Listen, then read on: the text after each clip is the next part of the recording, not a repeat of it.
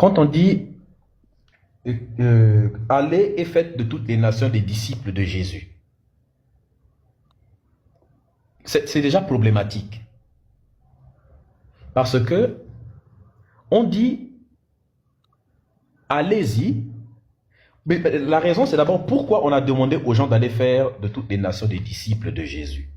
C'est parce que Jésus, il avait dit, je suis venu pour les brebis perdues de la maison d'Israël.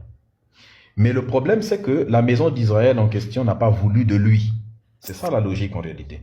On n'a pas voulu de lui. Alors qu'est-ce qu'il a fait? Il a décidé de se reconvertir ailleurs, d'aller maintenant demander à d'autres personnes de le suivre. Et je crois que... c'est dans quel verset déjà de la Bible? Je crois que c'est dans Matthieu ou quelque chose comme ça. Je me souviens plus très bien, mais ça doit être dans le livre de Matthieu, n'est-ce pas? Où Jésus en parle. Non, c'est dans... attends. C'est dans Jean chapitre 4, verset 22, où on dit, le salut ne vient que des Juifs. Déjà, dans Jean chapitre 4, verset, on dit, le salut vient des Juifs uniquement.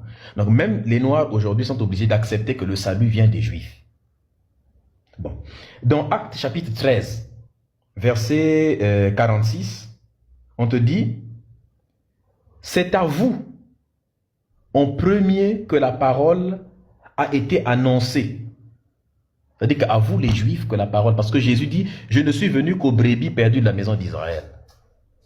Mais après, dans Actes, on dit, c'est à vous en premier, n'est-ce pas, que la parole a été annoncée.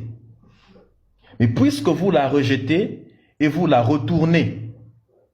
Donc ce qui veut dire que la parole est venue en vous d'abord, mais vous l'avez rejetée. Les Juifs l'ont rejetée. Et parce que les Juifs l'ont rejetée, ils ont dit maintenant, allez et faites de tout le monde les disciples. Parce qu'à l'origine, moi j'étais venu pour les Juifs. Mais les gars en question, je suis venu et ils m'ont rejeté. Parce que j'ai essuyé le refus des miens, je suis obligé de me retourner vers les autres maintenant. Sinon, à l'origine, c'est eux. Le salut vient d'eux. Normalement, c'est à eux que j'étais venu. Et là, maintenant, allez faire de tout le monde des disciples. Problème. Toi, tu es un juif. Moi, je suis un noir. Le berceau de l'humanité, c'est le continent africain. Ce qui fait que l'homme noir ou la femme noire sont les premiers nés de l'humanité. Toi, tu vas venir faire de moi ton disciple à toi.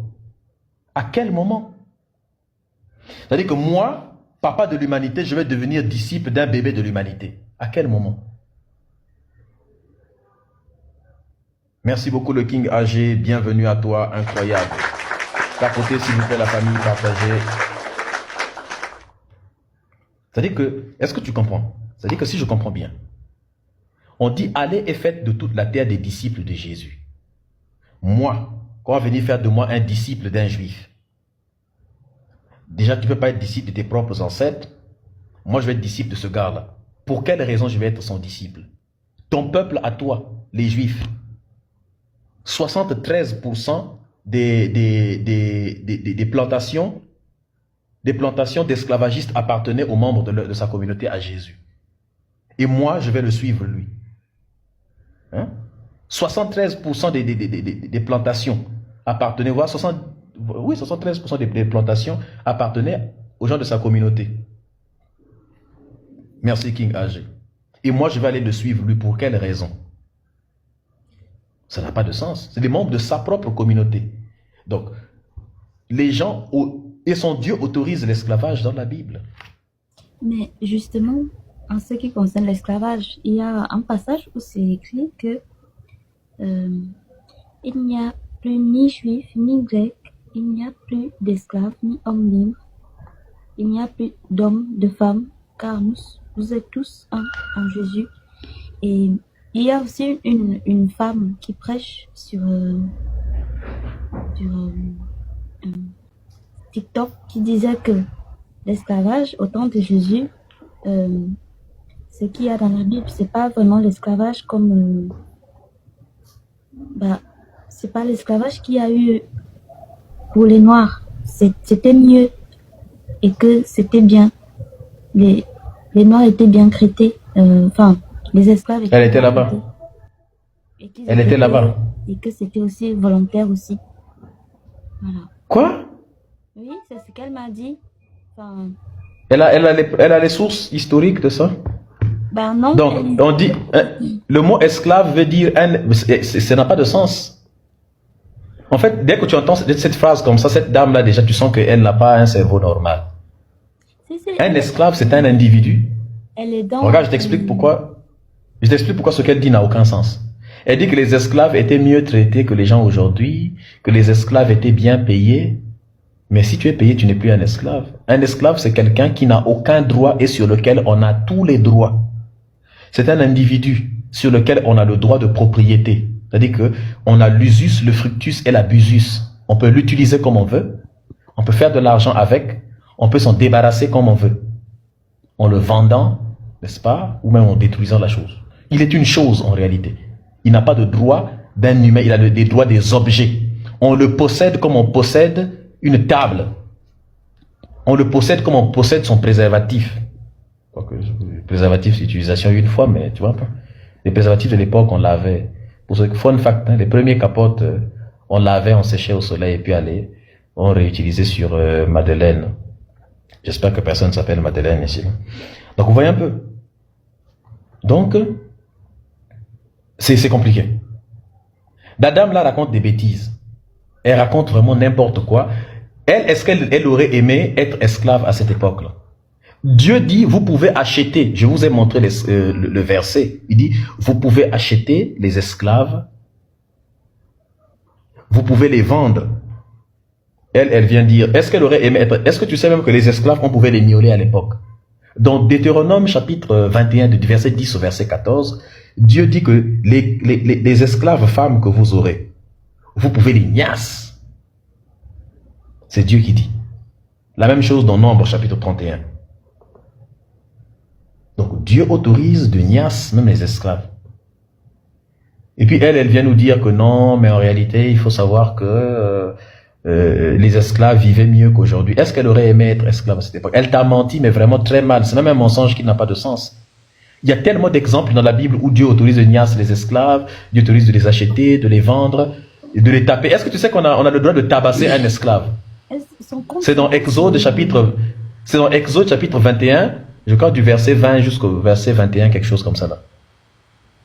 Dieu dit que tu peux battre ton esclave et si l'esclave ne meurt pas après 2 jours, il n'y a pas de problème, c'est ton argent. C'est écrit, c'est ton argent. Pour les gens qui veulent son lien, son compte c'est The God Proof. Voilà, c'est sur TikTok. Mais déjà, elle est une femme, non? Oui. C'est interdit pour une femme de prêcher dans la Bible. Pourquoi elle prêche?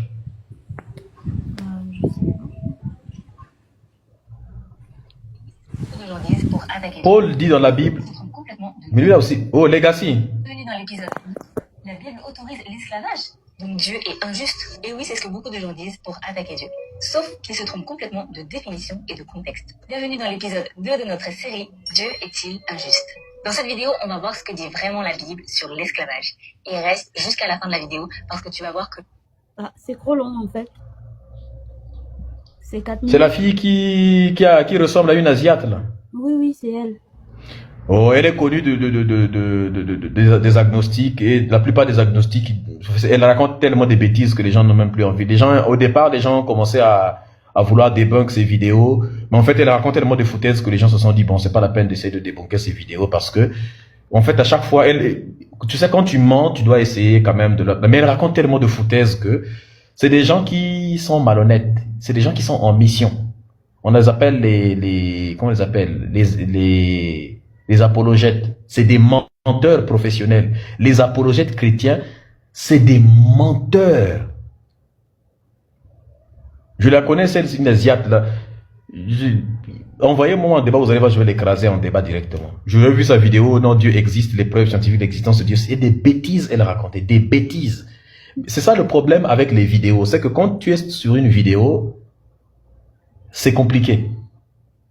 Quand c'est un débat, au moins un débat, on peut te confronter comme ça. Mais quand c'est une vidéo, on ne sait pas où tu es, tu racontes tes foutaises depuis l'endroit, on ne sait pas trop. Tu vois, un peu c'est problématique.